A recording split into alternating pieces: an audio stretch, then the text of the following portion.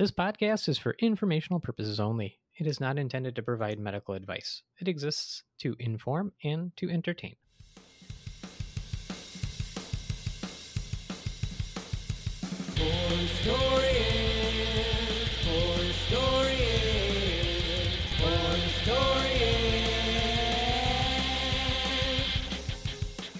Welcome, everyone. This is For Historians, a podcast misadventuring into the archives of medical history and beyond.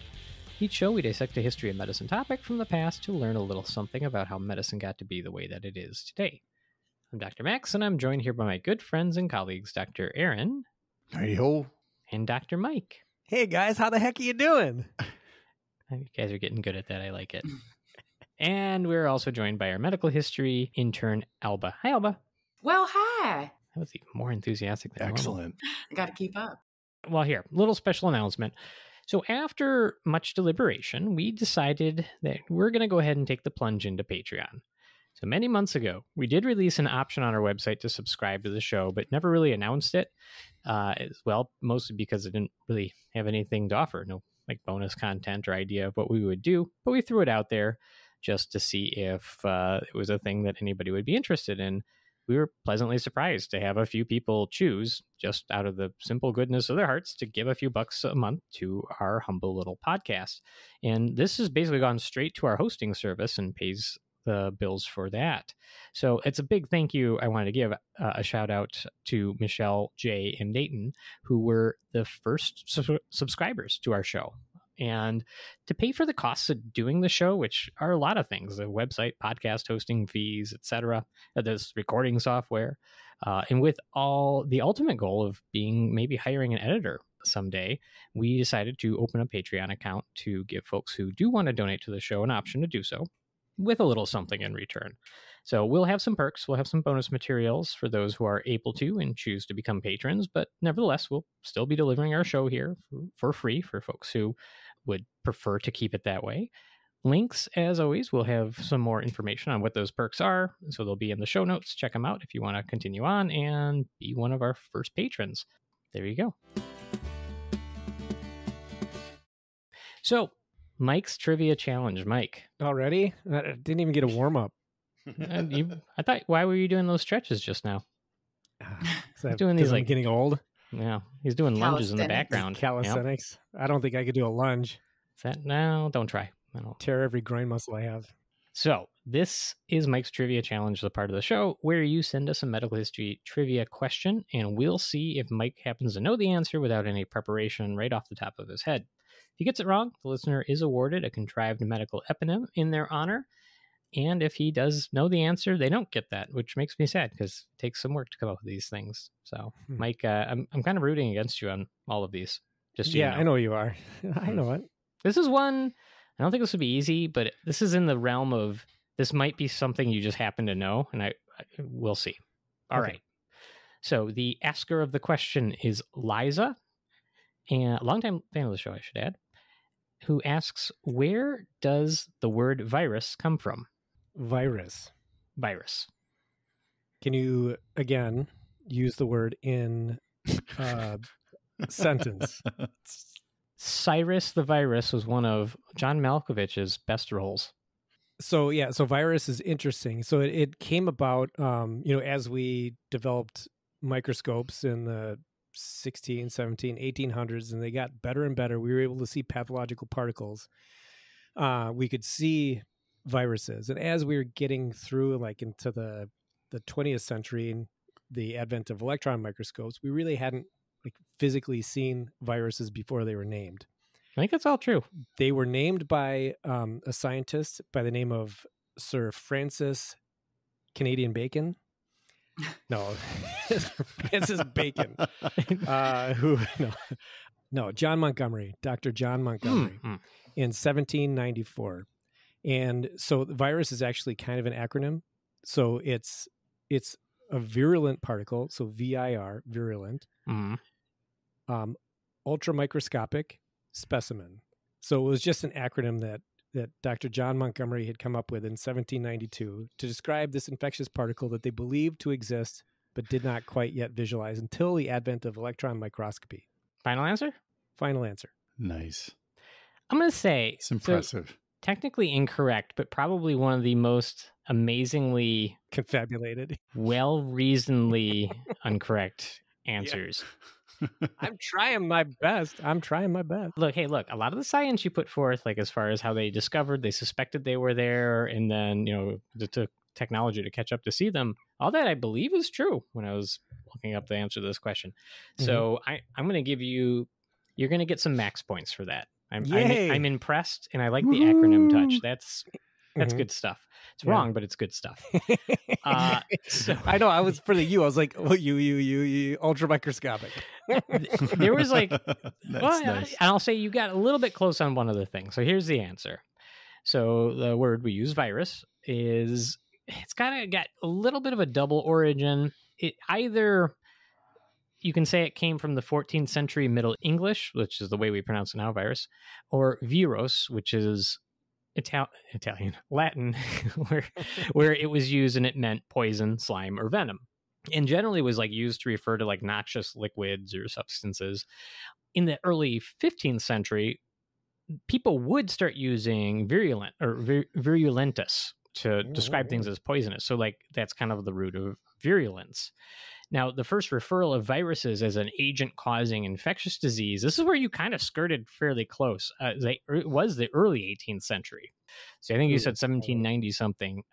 But that's when they started kind of associating the idea of an infectious disease that could transmit between things that they couldn't see yet. And in viruses, as the submicroscopic proteinaceous weirdos that they are, were not discovered until 1892. That's probably another whole show. I was off by 100 years exactly. That wasn't bad. Nice. I mean, that's pretty good. That's one of my like favorite, close to accurate kind of answers of yours, I have to say. But the good news is this eponym, which I don't know if I could pronounce, but it exists, and so we're going to go ahead with it. So, Liza, you have won an eponym, and here's what we came up with for you: Lysanomalous jovialocontagiosum. Lysanomalous jovialocontagiosum. Have you guys heard of this one before? Well, persons diagnosed with Lysanomalous jovialocontagiosum, which sounds like an infectious disease. I know, but I promise it's not. It's actually it's not an infection in the negative sense, at least. Anyway, this term refers to persons who exude joviality, or what the kids may call like good vibes, or the type of energy that I'm here for. That sort of thing. This is the magnetic personality of those with this condition. It is so unusually inspiring. It's anomalous. That's the Lysanomalous. And it does tend to go through a room. So like if they walk into the room, one person reacts to them in a positive way, and then it infects everybody. Everybody's very happy to be around them because they've caught the Lysanomalous jovialocontagiosum is a word that I made up. I like it. No, it's good. I think Mike has this. Because like when he laughs, I can't. I just join in. It doesn't even matter if the joke was good. See, I shudder a little bit. I don't know if that's part of the You would, Max.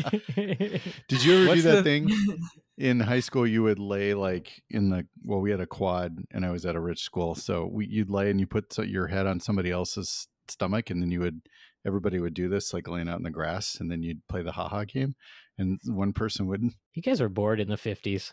Would say ha-ha, shut up in the 50s. Get out of here. You say ha-ha, your head would go up and down. Everyone just eventually started laughing uncontrollably, and then everybody's head was bobbing up and down. Yeah, anyway, I don't know. It's like laying in a circle. Yeah. Then it turned into scenes from Alexander the Great's Netflix special. I was going to say, yeah.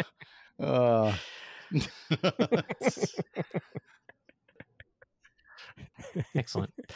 All right. Well, there you go, Liza. Really appreciate your question and the participation. Hope you enjoy that gigantic word or the gigantic couple of words that we came up with there.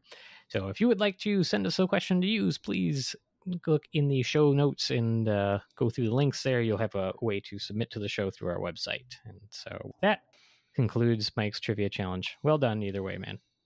Thank you. And I can't wait to play the haha game as a reward. I'll play with you, man. Just somewhere we can lay Wait, how down. can we so play it not together? The ER. That is the social media content our listeners want. Oh, That could be one of our first Patreon goals. But enough to hire an editor, and Poor Mike historian's haha and game, and then Aaron will play the haha game. It's gonna be we need another person. You can't. No, y'all can turn your heads. You Feels can like snake. it's a 3-person game Good because you spoon. need a triangle, maybe, right? centipede. Oh, this is just I anyway. really don't want to be the third person, nor do I want to make Alba be the third person. No, I'm out. Thank you, though. Yeah. I'm busy that day. Oh, we can hire a professional cuddler, and Okay. then they could be the third for the All haha right. game. All right. So anyway, should we talk about our thing? Let's talk about the thing. Aaron, you brought a thing to talk about. What is the thing that you were going to talk about? I did, unfortunately. So I don't have a case, and there's no mystery. I'm just going to talk about something, and then we're gonna make fun of it.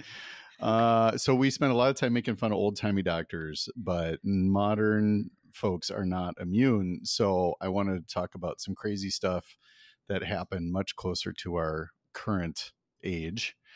And I did sort of a rabbit hole evaluation of what the Stanford Prison Experiment, which most of us have probably sort of heard of. Have you guys heard of this study before? Do you have any relationship to it already, or no? Vague recollection, if anything. Just honestly, from briefly talking about this idea. Yeah. Yeah, vague. I think a lot of people probably have a passing remembrance of what it was. So From I think like intro to psych. That's the Mandela exactly. effect. The Mandela effect. Yeah, which is another whole discussion.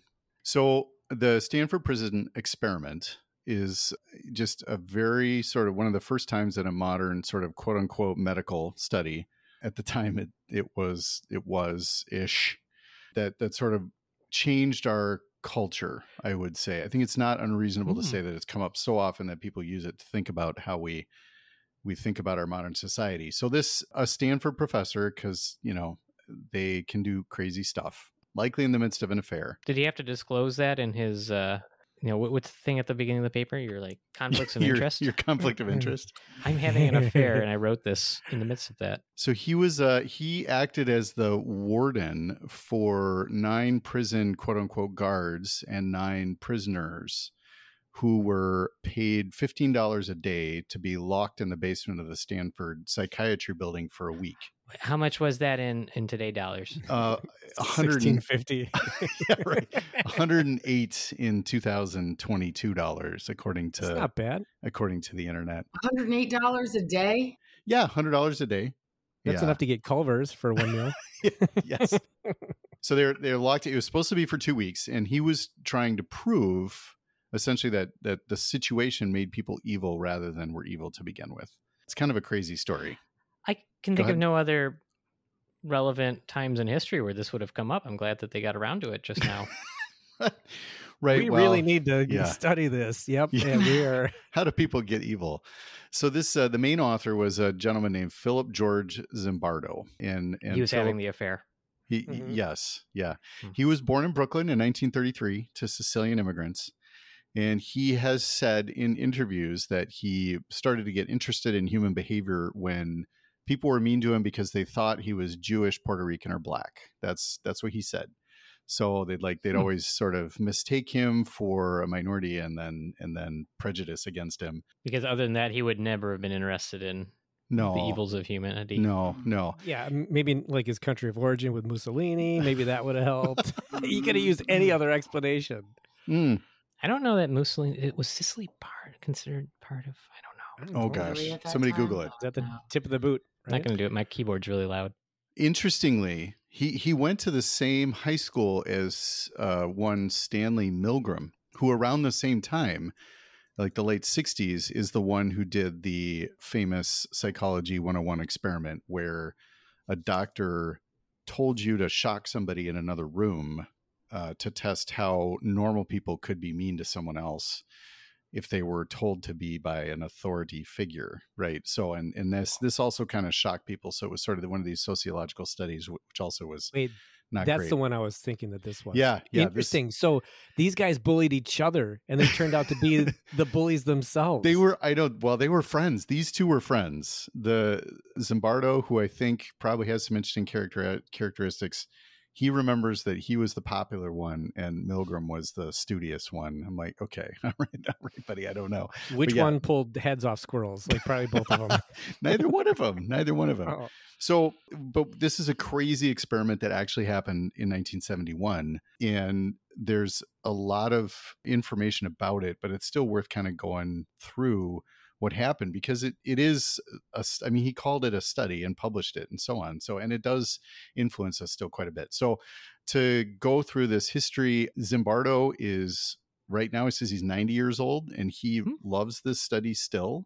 And he has a clear point of view. There's a very large, and I'll put all these in the show notes. There's a whole website that he is still running. And then there's a god awful number of things on YouTube, but so there's like audio and videotapes of this experiment that you can actually go listen to and make your own decision about. Is that how you fall asleep every night? God, no. Yeah, That's heard a little. They're not. We haven't joked about your murder basement in a while. So no, we haven't. Yeah, no, I don't need to simulate these things or listen to them. I can just go down to Think about him in the nursing home. He's like, all right, you are a CNA and I'm a nursing home resident and I want to see how you treat me. Another way around. So he set out, went through the educational system in the normal fashion, ended up at Stanford. So he was a professor at Stanford at the time he wanted to do this study. And he wanted to study the power of social forces on emergent behavior, is what he said. So he decided to simulate this prison system. And his point of view in the study that he published starts off just quite dark about prisons, which I don't have a problem with that. Well, a question is, Alba, you have a DSM-5 on your desk, if I remember from last episode. I do. Yeah. In your expert opinion, is this ethical at all? The experiment? Yeah. If I'm remembering it correctly. Does this raise any red flags for you? If I'm remembering the experiment correctly, absolutely it raises a ton of red flags. Yeah. Yes. Well, so he starts off and he quotes Dostoevsky in the intro to his own paper. And Dostoevsky... That's bold. Right. I mean, if you're not an English major or a literature major, right? He was the guy, he was a Russian guy, Russian prisons historically. I mean, they just sound like really nice places. And he has multiple books about just... Was he the Gulag Archipelago guy? Yeah. He suffered in the... That might have been Solzhenitsyn. Nice. I don't know, man. I was an English major, not a Russian lit major. I did read Dostoevsky though. He's dark. I mean, he basically talks about how horrible Russian prisons are. But he did say, if man can survive the horrors of prison, he can survive anything. That was and Zimbardo says, actually, no, they're horrible. So he's like, Dostoevsky was too optimistic. This is all bad. Which not a lot of people said that about Dostoevsky. Right. It's an interesting way to start, but we can come back to this. I mean, I don't mind Zimbardo's contention that prisons can be dehumanizing. I think that's probably pretty accurate. Yeah. Right. And right now, just as a sidebar, we incarcerate more than anyone else in the world. Not a good number one category. If you look at statistics, you have to go 34 states down to find a country that incarcerates at a lower rate than us. So if you break us out state by state. What's the runner up? El Salvador. It would be interesting to look at, but other rates like of capital murder, things that. Like you could, yeah. Is our system potentially better than one that just dispatches criminals? I'm not saying that it is. I'm not going to argue for the U.S. prison system. I'm just saying I agree 100%. It's absolutely dehumanizing. Mike goes on the record to make sure that the official position is we are not in favor of dehumanization. I applaud that. Yes. Well, so Louisiana is the winner. Sorry, Louisiana, but you're far away. And I don't know how many listeners we have there. Yeah. So it's coming out of this very overt point of view, which is interesting. And in the 70s, there was also this sort of cultural milieu where he was just saying, look, you know what, maybe it's not that the people are terrible, it's that the prisons are terrible. And that was, he's pretty overt with his bias. So in that setting, he put an ad in the local paper in 1971 in Palo Alto that said, quote, male college students needed for a psychological study of prison life, $15 per day, 1 to 2 weeks, starting August 14th. So that's how he recruits for his study. Only males, college students, and he says psychological study of prison life. They get 75 people back, and then they interview all these people and they perform a psych profile on them. And they pick the 24 that were, quote, judged to be the most stable, most mature, and least involved in antisocial behavior. So that you kind of just pick the most normal ones of the ones that they got back. Because that's his control. His control is normal psyche. Well, what is his control, I guess, is the question. Because he took this whole group of people and he randomized them to guard or prisoner. Yeah, it didn't sound like he had a control. Well, I think the control is probably the temperament of the individual. Because you want to have that stable across both roles. Well, so he did seem to try to randomize. And there is a film, there's a dramatization of this experiment. And in the trailer to that. Is it called The Green Mile?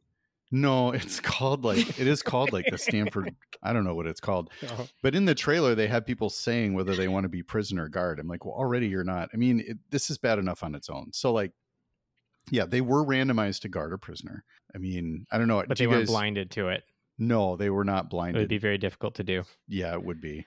Are you a guard or prisoner? Well, the guy's yelling at me, so I don't think I'm a guard. Yeah, I don't know. I mean, you guys are mentioning things like blinding and randomization. I mean, no, but the role, yeah, I think what they would do, I think it would have been better probably to like just randomly assign guard and prisoner, because he wants to know, does the dynamic of a prison set up based on the situation rather than the personality. So if you get antisocial people and then you're like, oh, you're prisoners because that's what prisoners are like, and then you get the normal people like, you're a guard because that's what guards are like. Yeah, I think you're right. Yeah, it sounds like they took everybody was randomly, everybody was like the most mentally stable people they could find. And then they were like, all right, randomly, half of you are prisoners and half of you are guards. Is that right? Yeah, that's right. Okay. I would like to think that the stable people were just boring too. No, these are the stable people. I know. I'm just saying that would be my criteria. Because then, to Mike's point, that's what the comparison is. So we got if you get people that are already cuckoo, then it's like, well, of course they went cuckoo. Yeah, they were already that way. Is normal person defined in the DSM? Let me look it up. Oh no, it's not in there. It sounds like he did a profile. Now it's 1970s, right? So he's like, yeah. Oh, are you attracted to your mother? He had about 3 profiles. They did questionnaires of multiple kinds. One of them was a Machiavellian profile. So they actually tried. I know where you don't want to put them. Yeah, because they're high in psychopathy. So right. You put those in. He did the surveys to try to see if they had sort of Machiavellian characteristics. But the thing is like, so you guys are saying he's trying to find out, right? So he had this, I think what's interesting about this, we'll get to it, but he had this point of view, and that I think is interesting. So, all right. So he's picked the people, all white college guys who are. It actually, sorry for interrupting, but it sounds like a really good study already. Honestly, he's got his hypothesis that the system creates this psychopathy.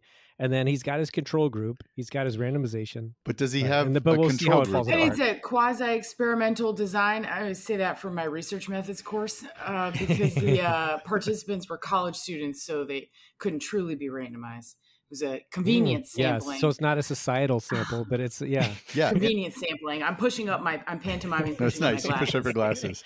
Thank you. I could hear it, though. Do you guys all know where Palo Alto is? California. Where Teslas come from, right? So on my driver's license, this is the most pretentious thing ever. It actually says I was born in Stanford, California, because I was legitimately born on the campus. But where were you conceived?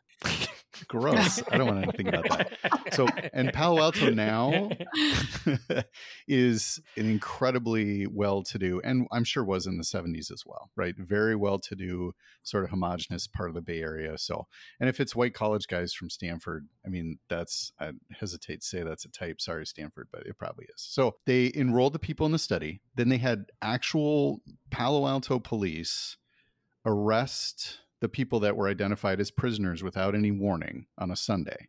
So these people got arrested, booked, they got their Miranda rights read, they got blindfolded, and then they got taken to this basement of the psychiatry building on the campus.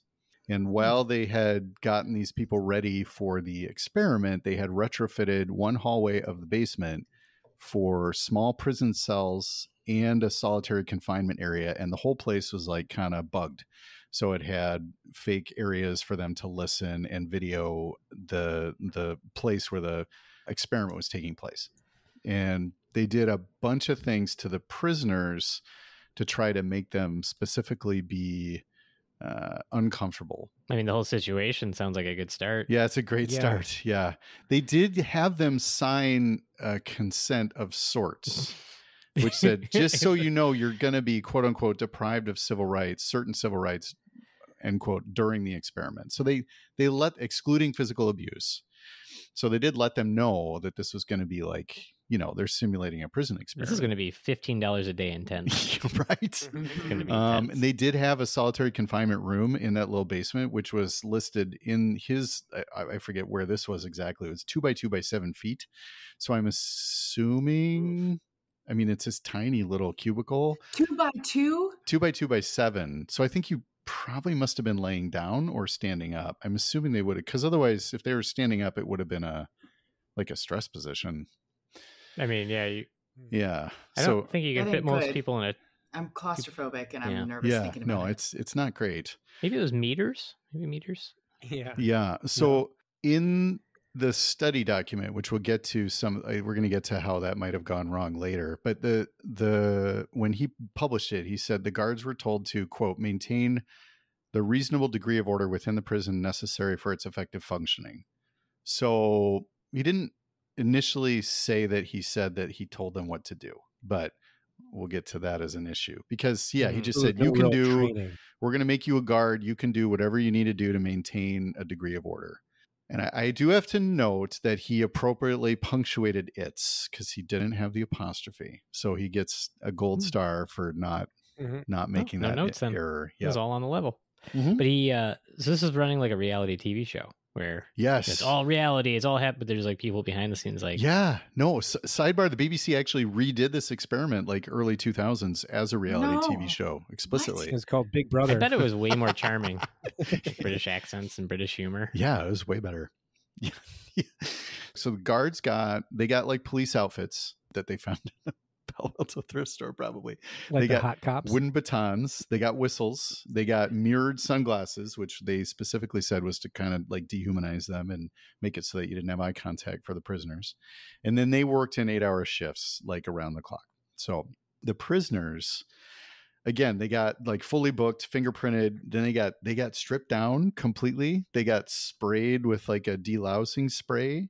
They didn't shave their heads, but they put them in like a head cap so that their hair was all looked the same for everybody. They got a mugshot, and they put them specifically in sort of these ill-fitting smocks with no legs that were open with no underwear. And they specifically wanted to make them wear that kind of clothing because they said it was emasculating because it was like a dress. So you had to sit weird. All this was on the consent, or no? I don't think so. The I don't know. Red flag. Exactly. And then they also had to wear like an ankle chain, which they said the purpose of that was to remind them that they were confined. I think they were pretty aware of being confined with everything you've described at this point. Yeah, the jail cell helps. Yeah. Just a little extra sprinkle for you. A little chain on there. That's your flair. That's your prison flair. So, I mean, things went kind of bad quickly. No, really? After all that said, what? I can't imagine. Yeah. So, it's generally though he was trying to prove this point that people will be mean depending on the setting. So, just to go through the events of what happened. I mean, so they were put in the cells, then they would get woken up in the middle of the night to count off their number. All the prisoners had numbers. So they would be made to get up and count off, which was to emphasize that they're like not humans. So they would be like they're trying to dehumanize them, and that would be their main sort of activity. The prisoners did revolt on the first day and tried to like tear off the numbers and say, I'm a person, and so on and so forth. And so they called in all 9 guards and were able to non-violently put down the revolt, so to speak. And then they like confined who they figured out was the ringleader in solitary confinement and such, and they kind of got through that first bit.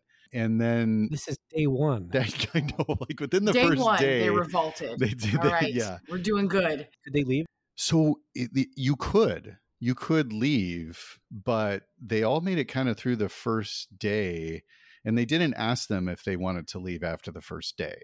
Put a pin in that. It was like, no, I want to see how this plays out. And plus, $15 is $15. Yeah, exactly. $15 a day, man. That's good money. College student, come on. He did say that the guards sort of rapidly turned rights into privileges that they could take away. So they would say, if you're being good, you can have a bed and a toilet. And if not, then you can't. So they had a good prisoner's cell and a naughty prisoner's cell. And then they took away all the beds in the naughty prisoner's cell and made them go to the bathroom in buckets and so on. And again, all of this. So some of these, if people want to go through, I might've gotten a couple of tiny details wrong, but this is an aggregation of Wikipedia, his own publication, the PDF of his publication, and then multiple prior or accounts afterwards. And yeah, just it got quite poor. They sort of made it through Monday, Tuesday, Wednesday. They continued to do all these things. They noticed that about a third of the guards roughly just got more and more abusive. And this whole time, Zimbardo and one of his lieutenants or friends, I don't know, I'm not exactly sure. Henchmen. Sure, yeah, henchmen was. They were acting as the warden this time, so like the guards, if they had issues and such, they were taping and recording a lot of these interactions, not 100%, but a lot of it. They had family visits on Thursday of that week, and they knew it wasn't going to look good, so they tried to gussy it up. They hired a former Stanford cheerleader to be the receptionist. No way. For the parents, they made the prisoners like clean their cells, and they groomed them, and then they put some music on the intercom, and then the prisoners got to see their parents for a short period of time. But they also tried to make them wait like it would be in a prison. You know, when my mom came out to my college town to visit me and my roommates in our college house, she was also horrified, but for very different reasons. It was part of it was the couch in the front yard. Part of it was the beer boxes used as decoration, and probably a little different reason. Yeah, it wasn't. I mean, can you imagine? Like, oh yeah, I get to go visit my son. I mean, these are all male, so my son at his college, and they're doing an experiment. Oh, this is charming, and like, oh my God, what is happening with my tuition money? Yeah, exactly. It's going down a beer bong. It happens. I was talking about this experiment, though. I mean, you show up and your kid's like volunteered to be incarcerated for science. Yep. To poop in a bucket for science. For science. So this is a typical Aaron episode, right? Everything has gone wrong. Zimbardo talks about the parents. He says that the fact that they didn't get more upset was proof of the fact that we sort of go along with expectations, or that the situation will guide us in our behavior. Because he's like, why would the parents not be more angry? But they did start to put a little bit of pressure on. And some were saying like, they tried to advocate, he said, for better treatment for their kids instead of what was going on. But it's not real clear. And I don't know. I mean, I didn't see a lot of details of those interactions, but yeah, not great. So they kind of got through that around the same time. By the time they got to Thursday, they had already had 4 to 5 prisoners that had to be released. 4 had really heavy anxiety attacks. Weird. Yeah, I can't imagine. 1 had broken out in a complete rash. So they had like a rash from the anxiety. Another one, they specifically talked about how, well, they tried to get him to like stay and first to see if they would be an informant on the other prisoners before they released him for his anxiety attack that he said he couldn't take it, which kind of started the first night.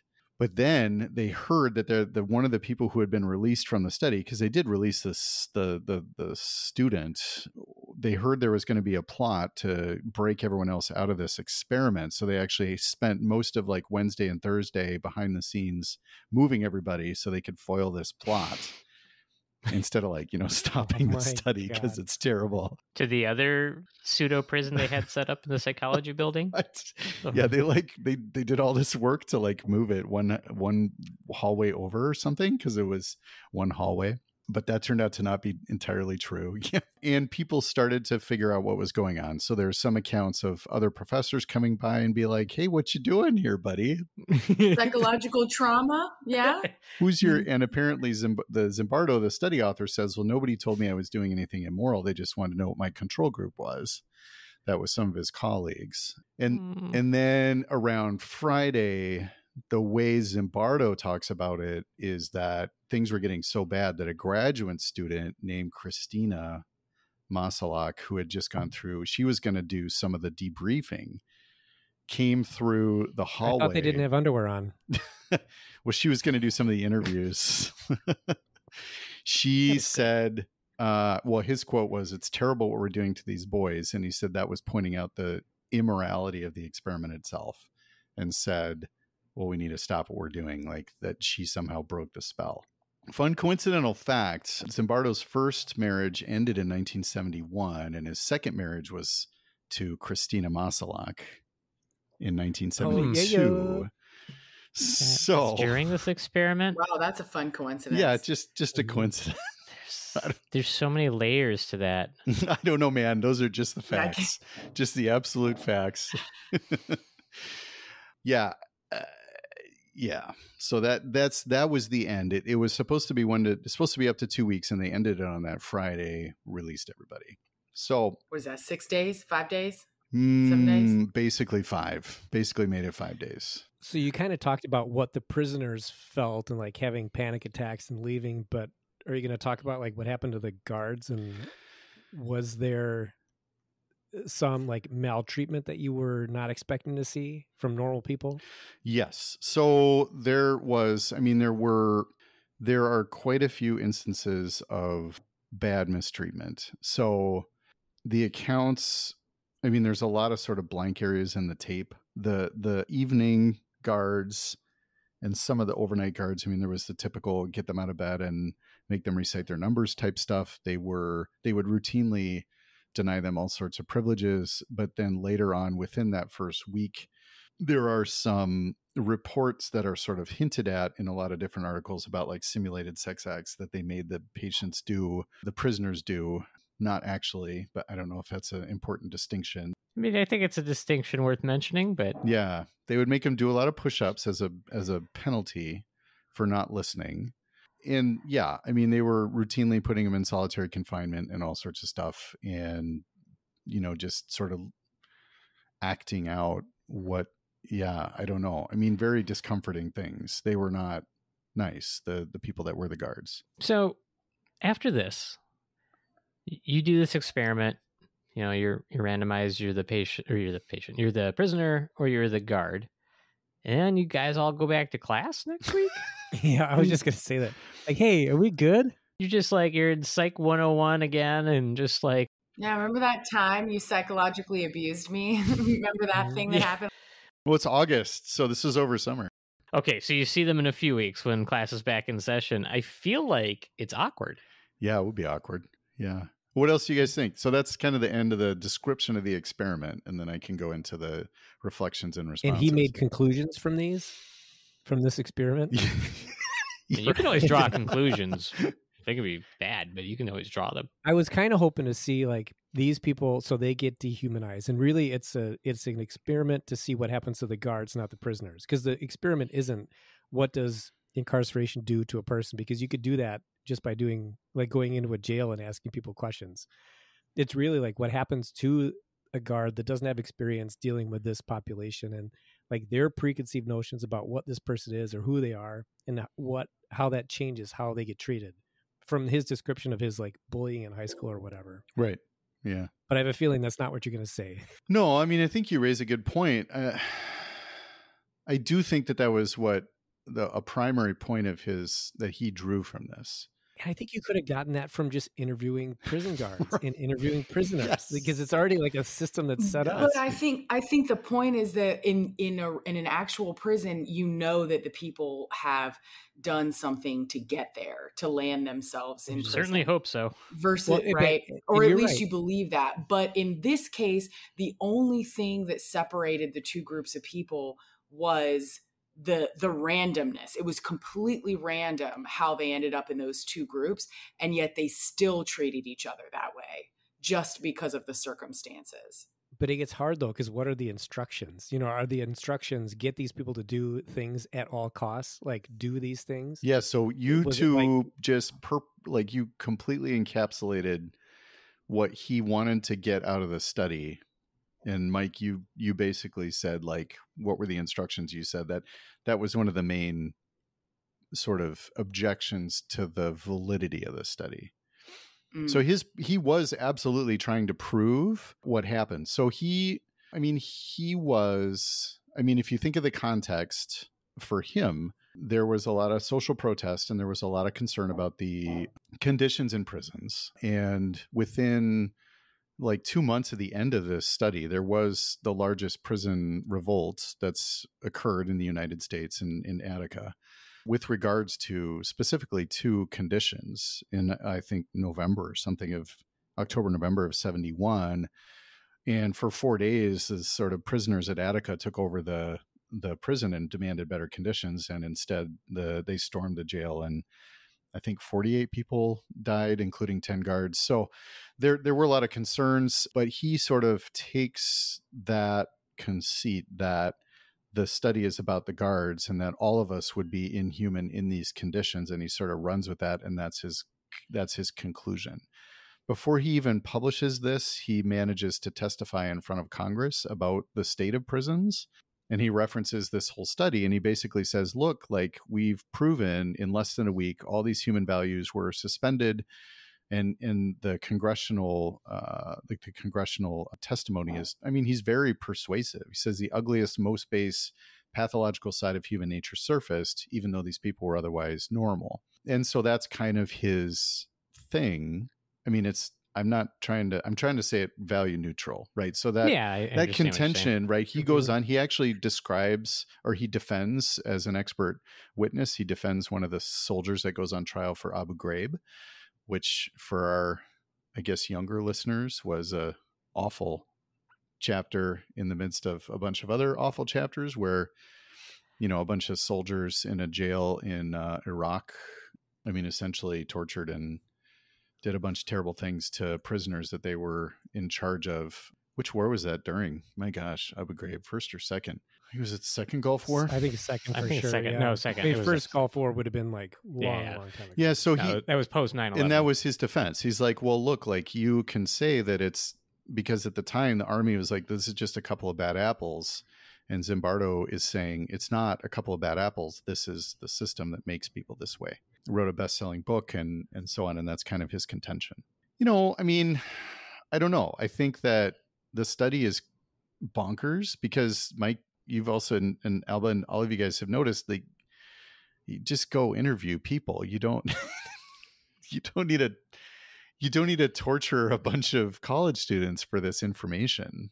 But yes, the guards also, there's a lot of video footage that I didn't go all the way through, but they did say one guard has a compelling video interview where he's like, during the experiment, I didn't feel regret or guilt.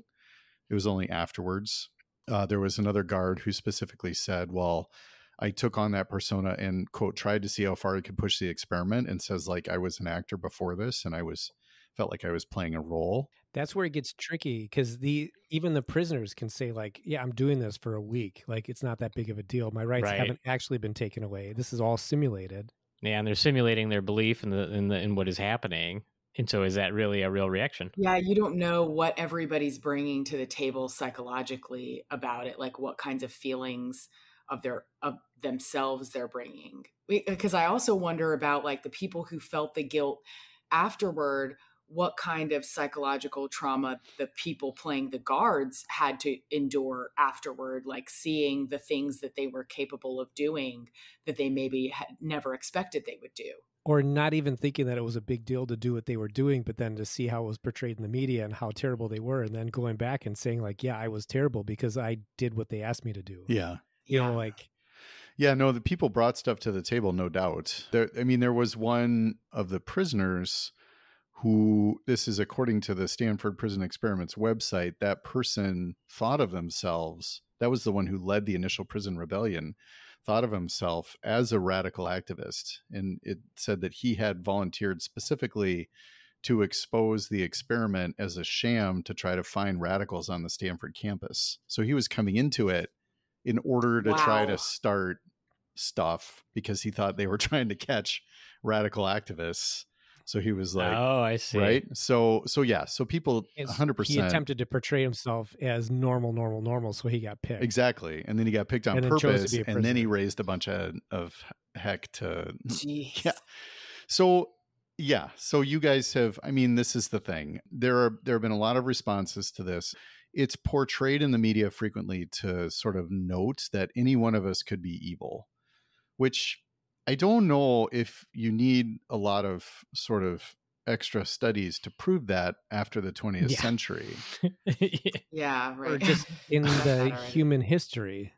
Yep. Yeah, really. Like this guy was born in the 30s. Like he knew about things that were happening that were horrific with World War II and all this stuff. And he needed to do this stupid experiment to prove that people do bad things to people. And on his own website, he references the Holocaust twice. He had heard of it. So he basically references the push-ups as something that Holocaust, that Nazis did, that he's like, oh, it doesn't sound like such a bad prison or punishment, but actually this is what they did in concentration camps as well. So, and there's another reference on his website as well that I would have to go back and find, but like he's very aware obviously of this, like sort of the reason that we're trying to look into this. And again, saying it's not that we're bad apples, it's that the situation will make us bad. You don't need to make an experiment to know that though. Like you have Yeah, with prison, you make a caste system. Like the caste system, there's two members of the caste system. Well, there's a ruling class, so it's the warden. And then you get two other classes. You get the nobles and everyone else. The nobles are the guards. Everyone else are just garbage, right? And it doesn't matter what they did. They're in the jumpsuit. They're bad. You know, so like if you do something bad, you're bad. And then so you don't think that you need to provide these, you know, basic human rights to all people. So there might be some really bad people. There might be some less bad people, but everybody probably gets treated the same way. And then you see things like we see stuff in the ER all the time where it's like, this is not cool. This is not normal. This is bad, you know? And like we have the benefit of our upbringing and our training to have empathy that sometimes runs low. Yeah. But these prisoners, I'm sure it's we've seen it, right? We've seen it firsthand. Yeah. So it's like, it's not a bad thing to say that, right, exactly, that the circumstances will change the way you act, and it's not always because you're intrinsically a terrible person. Yeah, I think you could, again, you could look at prison and say it like it's set up because it's a bunch of people that believe that they're doing something good and a bunch of people that believe that they didn't do something bad enough to be where they are. And like, that's the conflict. I think the problem is more with this specific study is just so super flawed. So, I mean, it was really bad. No, it started I off think pretty this good. would be the devil's advocate argument, and I'm guessing this is his argument without knowing. Something to the effect of, yep, it was a messy study. It was not good on a lot of levels for the way that subjects were treated, students were treated, etc. But maybe his justification was something to the effect of, it did confirm my suspicion, and I agree with the argument that I don't know that you needed this to do so. However, maybe I would not have gotten in front of Congress with a convincing argument if I had not done this. And so then he lends himself the credibility, even if maybe it's not warranted. Was that an argument of his in defense of his study? I don't think he's necessarily come out in defense of the study per se with that. Good things happen after really, really bad things all the time. Right. Yeah. Ends justify the means. I mean, he still has, I mean, and again, somebody can call me on this if they'd like. We'd be happy to get emails. But like there is a website about the Stanford Prison Experiment sort of experience, and it looks like it's copyrighted by him, and he has a whole book called The Lucifer Effect, which is about this tendency of humans to go evil. So I think he's standing on it. I think he's standing on this sort of conclusion. Yeah, I guess that's what when I said defense, I guess that's... No, but I don't know that I've seen a bunch of things like, oh, I shouldn't have done this bad study. I think he's just kind of standing on it. He's like, nope, I did it. Yeah. But and that got his notoriety, but he then later tries to expand on his ideas with this book that maybe make more sense. Yeah, no, I think his credibility is really like, I'm a researcher. Yeah. So there are some very specific critiques. So I think that's the sort of, and I linked again this in the show notes. There's another psychology professor. So it's two professors arguing, what you will, from Australia. So there you go, Mike. G'day. What'd you think of the study? Oh, I didn't like it. Oh, crikey. That's exactly. That's a really good Australian accent, Mike. Thank you. Mike is actually Australian. It's in my DNA. Yep. Wow. Yeah. I know, right? And something new. Mm-hmm. Yeah. So he's basically saying, look, this isn't that the society or it's not that you go evil based on this. It's more that they were part of something called sort of identity. Oh, geez, what's the actual identity leadership? So he's basically saying that the guards were essentially told what to do by Zimbardo, and because of that, they identified themselves as part of the guard group, and that's kind of what allowed them to do all this stuff without sort of questioning what was going on. And there's, I guess, sort of one of the things from his paper that seemed to make the most sense is that it says we adopt a given group membership. So that would be they became the guards to the extent it allows us to make sense of our role in a situation that confronts us. So they were thrown into this situation, which he made, but then they were given a group membership, which was the guards. And then that allowed them to sort of identify with that. So they took on the group goals of the guards. But unfortunately, they've released all the tapes of this now. And it looks like there's a lot of pretty convincing evidence that not only Zimbardo, but one of the other people that was acting as wardens told the guards what to do to a significant extent. And so that's one big one. Oh, so that's that's one of the big criticisms. Be like, okay, so we listened to all the tapes, which are now out there. And they said, like, so Zimbardo, and there's a couple quotes in here. People can go into this if they want more. But Zimbardo told the guards, quote, they will have no freedom of action. They can do nothing, say nothing that we don't permit. In general, what all this leads to is a sense of powerlessness. So he's basically saying, you're not going to permit them to do anything. They're going to feel powerless. That's what's going to happen. So, I mean, if you think of a psychological study, I don't know. I haven't designed a lot of any studies because I'm a community emergency room doctor. So I read them. I don't do them. But I mean, seems like you're prefiguring what they're going to be. And it sounds like it's pretty similar to the one where you know, one person in one room and one person in the other, and like the shock experiment you were referencing before. Yeah. It's really the question of, will you carry out the action that an authority figure has told you to do? Right. And it's a fair angle. He also said to the guards, and he says this of himself as an interview after the fact. He says, I said to the guards, look, this is serious. We're in this together. It's you and I and us and the people of California versus the prisoners. So it's like, wow. Okay. All right. Come on, dude. But that's the state. That's right. That's the prison system. Yeah. So he was You're like, up against the state. From his point of view, I think he was explicitly trying to make them like guards in the prison system currently. But again, you're kind of, I mean, it's not the same. And then after that, he said we didn't tell them how to make the rules, but they had about 5 or 6 hours. They had a 5 or 6 hour session with one of the other researchers who was acting as the warden. And they were encouraged to be inventive or the experiment would fail. So they were encouraged to say, like, invent ways to make the prisoners feel uncomfortable or they wouldn't learn anything, essentially. So they were just CrossFit coaches. Yeah. So you can't even really call it any kind of experiment, because it sounds like they were just like, let's see if they're mean. And then we told them to be mean. Oh, look, they were mean. Yeah. Yeah. So they are all just clones of the warden. I mean, that one of the guards at some point in that, so there's a quote in there from one of the guards who says, some of these sadisms might create bad problems, which is a weird way to say it. I don't know. I didn't know sadisms was a noun, but whatever. So that's what he says. And he's told it's okay. We have quick access to the healthcare system in the hospital if we need it. Which, so I mean, it's sort of tacit approval. Like the guard is actually, you can physically harm them because somebody's going to be here. If somebody gets carried away, we have an out. It's okay.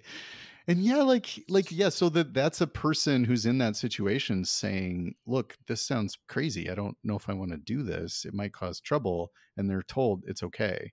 And then there was the other question among these quotes and all the audio tapes of sort of this tacit approval. So one of the other guards said, we would ramp up harassment. Nobody was telling me I shouldn't be doing it. And the professor is the authority here. He's the prison warden. He's not stopping me.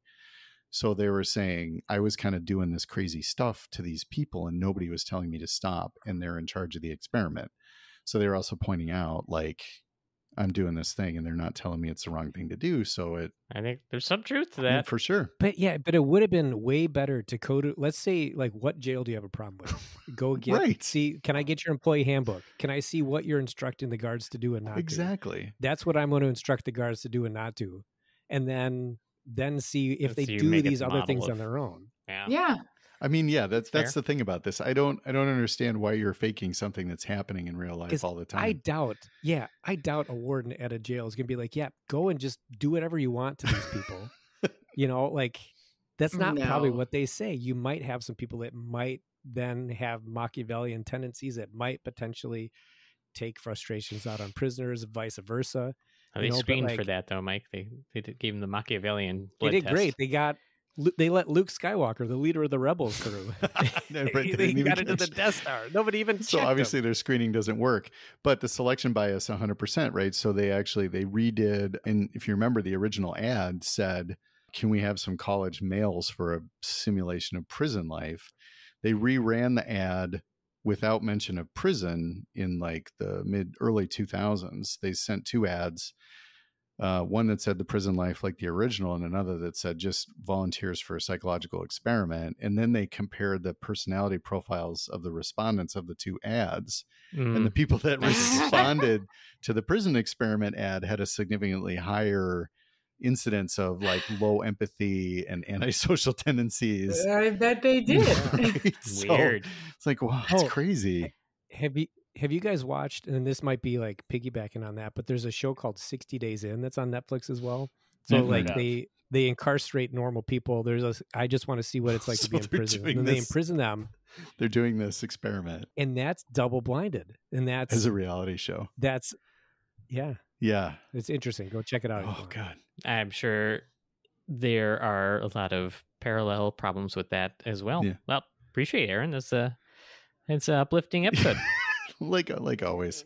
We can be made evil by our situation. Well, or not. Or don't do bad experiments and then marry your graduate assistant. How about that? Or do a bigger study. That's the problem. It was underpowered. That was not the problem. And read Crime and Punishment. Anyway, I will send over references there's a lot here. So there'll be a lot of links for this episode if people are interested in reading more. Yeah, we'll have them in the show notes. So that about does it. So Elba, since you are the reigning backgammon champion among medical history podcast interns, in your expert opinion, what was the most interesting thing you learned today? I learned that Mike is Australian. Thanks. Good day, mate. That's the take home. That's fair dinkum. We should have him read this entire outro in his accent. Maybe next time. It doesn't always work. We appreciate everyone listening. We'd love to hear from all of you out there. If you'd like to check out our merchandise or provide feedback, we can be reached through our website, www.forhistorianspod.com. There you can send us messages and find links to our social media sites. We do work to respond to all the posts on the various social media accounts and are most active over on Threads at the moment. If you want to participate in the show, use our site to send us a nice medical history trivia question to give to Mike. And if you have time, please go over and give us a nice 5-star review on Spotify, iTunes, or whichever platform you choose to use. If you're a gamer, Dr. Max, that's me, is hanging out over on Twitch via link that will be on show notes and through our website. And lastly, if you want to take your connection with our show to the next level, check out our new Patreon page for that brand new option. Till next time, the Or Historians are signing out AMA.